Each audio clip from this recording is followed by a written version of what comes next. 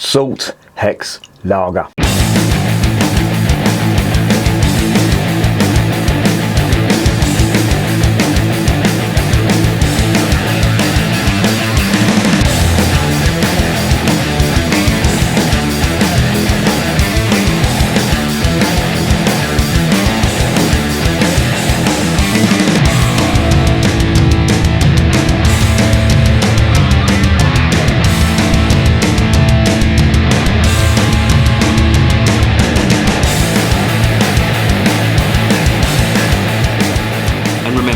Life is too short to be drinking shitty beer. Welcome to another edition of Bands, Bikes and Booze Reviews. I finally done it. I finally tied the noose and got married.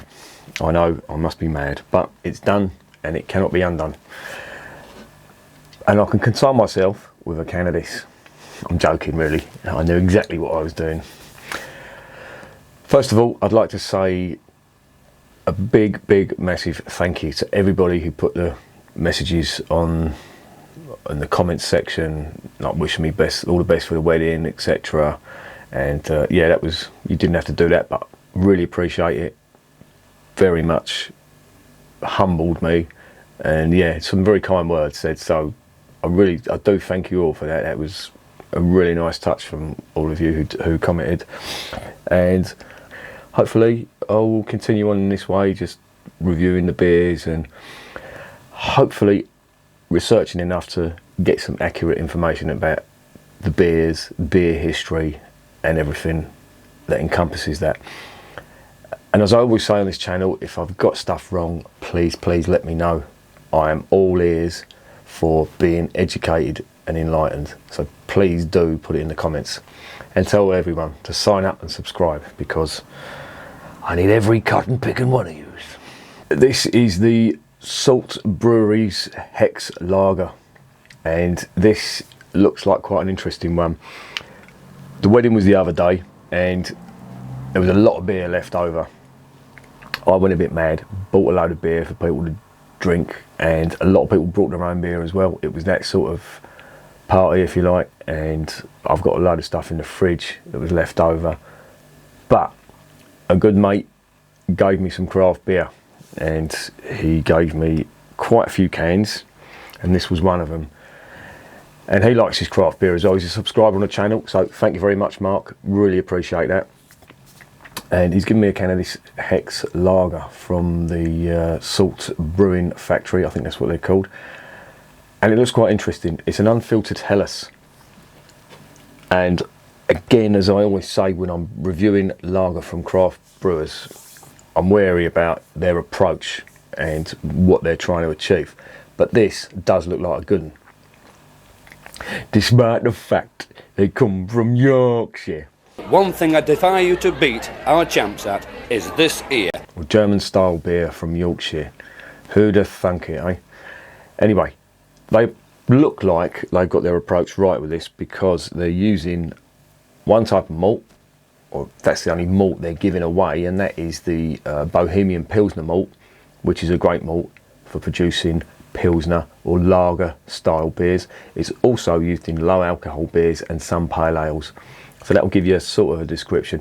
Now with the pale ales, that's normally used in conjunction with other malts, but for lager, they say this is the only one or for this lager, they say this is the only one that they've used, which is fair enough if that's the case. The hop they use is very interesting. It's the Tettnang hop, or Tettnanger, some people call it. That is a German hop. It has some very good qualities about it. It's quite floral, it's fruity, there's some fruit notes on there.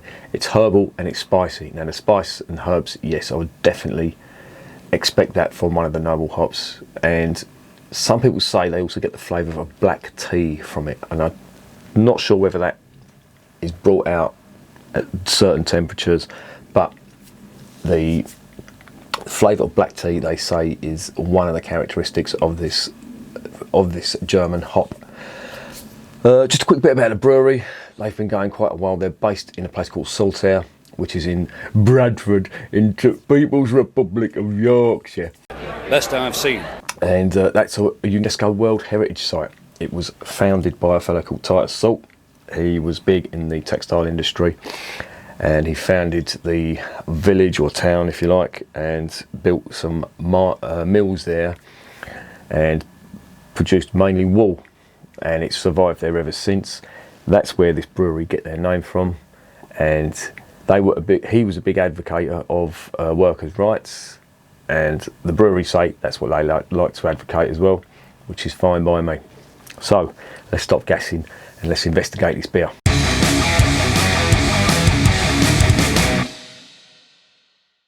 Right, it's 330ml can, it's 4%, and they say it's clean and crisp. Now they've called it Hex Lager, and I'm assuming they've called it Hex, not because of a witch's spell, but because of the hexagonal shape. Is that a hexagon though? I can't even remember how many sides a hexagon's got. That's how fucking useless I am. But the information on the back is quite interesting. This beer is brewed in the UK by Salt Beer Factory, 199 Bingley Road in Saltaire. Ingredients, usual cake bar, water, malt with barley, hops and yeast. This is vegan, I think. I'm pretty sure it is. From the can it is, they say it is anyway. And they've got a little diagram on the back there of the factory that they are talking about. If you look on the website, I give some quite extensive information on there. It's well worth a look. The brewery looks like a really interesting place, and there's a lot of information there. I don't really want to go in there, but I suggest you check the website out. They do some quite interesting stuff. So let's stop guessing and let's get this out.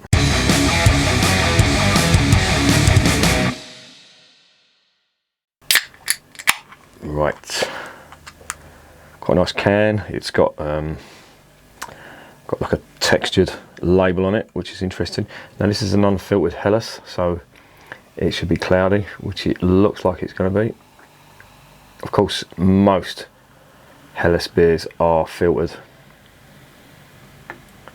The German ones are anyway. There it is in the glass. It looks very nice indeed. Nice yellow, golden colour, one finger head, foamy white head, loose bubbles on the nose. Yeah, a lot of lemon on there. That's the first thing that hits me. Spicy lemon, if you can imagine that. There's a slightly, it might be my imagination, but there is a slightly sour ester, which I think must be coming from the yeast. Or is that my imagination? It does smell reasonably interesting.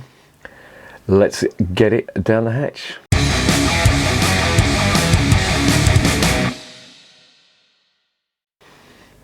Cheers.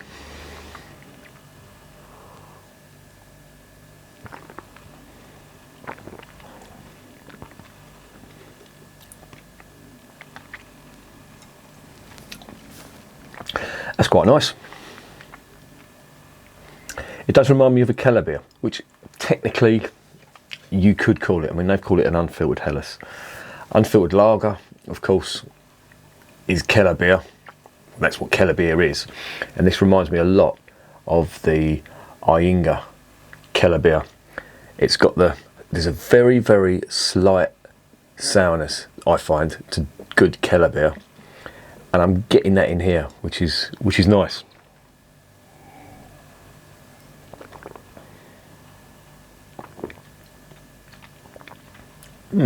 That's not bad at all. This is just at the right temperature too. I'm getting all the nice flavours.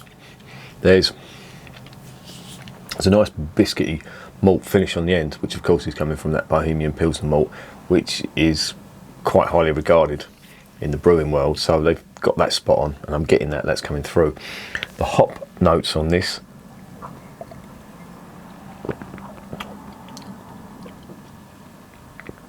there's a slight spicy and herbal flavour to this, which is not overstated. This is more about the malt.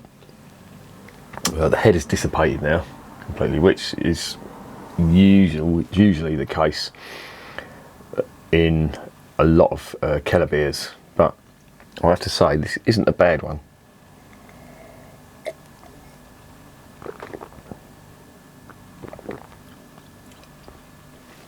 Mouthfeel's quite nice too. Slightly abrasive, but not obtrusive. And yeah, all in all, not a bad effort, I think. I'm reasonably impressed. I mean, they've got the ingredients spot on. If it's going to be, well, a Helles, they're calling it. I'd class this more as a Keller beer. If they call this Keller beer, then it would be more accurate, and it tastes just like a Keller beer to me. I imagine they've called it Helles because if you put Helles on there, it's trendy. People know what it is. If you put Keller beer on it, not a lot of people aren't going to know what that is and may give it a swerve. But it's, yeah, as I say, it's unfiltered Helles, which technically you could class as a Keller beer. But all in all, not a bad effort. Quite impressed with that.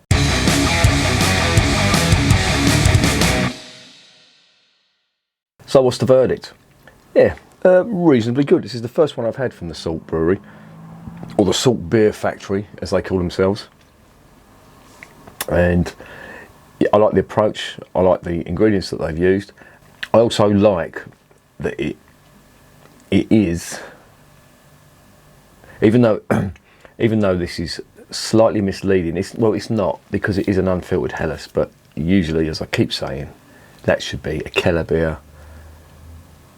I think they've probably done the right thing here, calling it an unfiltered Helles, because people may be put off by that or not know what Keller beer is.